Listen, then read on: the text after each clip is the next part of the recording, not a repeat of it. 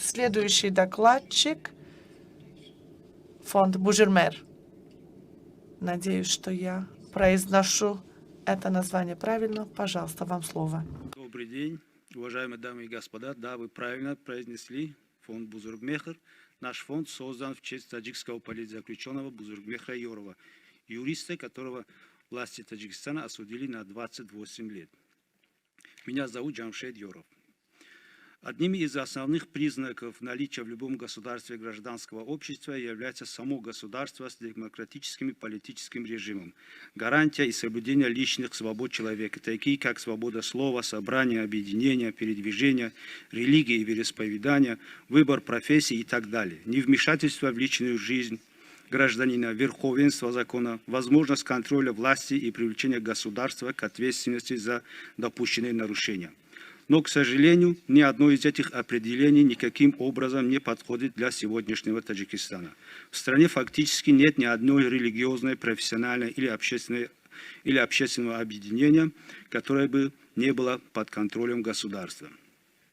Адвокатура, как, наверное, самый передовой институт гражданского общества по защите прав человека и гражданина от государственного произвола, должна быть, наверное, самым активным в этом смысле. Но после принятия в 2015 году нового закона об адвокатуре в Таджикистане фактически перестал существовать данный институт гражданского общества. Конечно, формально она существует и даже есть союз адвокатов, но с фактической точки зрения роль адвокатуры сводится только к легитимизации хода следствия и судебных приговоров. В особенности это относится к уголовным делам. Адвокатура в Таджикистане не только не может и не умеет защищать своих доверителей, но и не может защищать свои профессиональные права.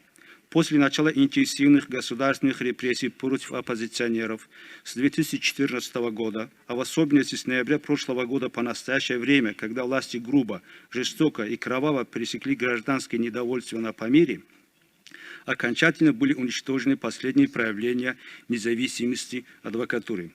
Адвокатам запрещено общаться с представителями средств массовой информации, говорить и обсуждать дела своих подзащитных. С них в обязательном порядке отбирается расписка о неразглашении данных следствия и суда.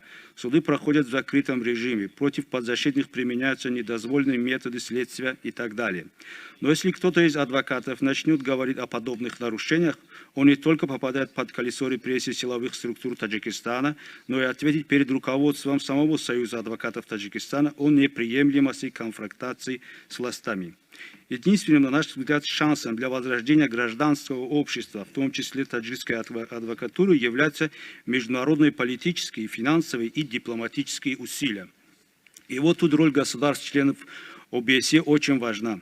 Во взаимоотношениях с официальным Таджикистаном необходимо всегда ставить вопрос об ослаблении давления на независимые средства массовой информации, институты адвокатуры, профсоюзов, религиозных и общественных объединений. Думаю, что пора прекратить декларировать и пора переходить к действиям. Спасибо большое. Большое спасибо.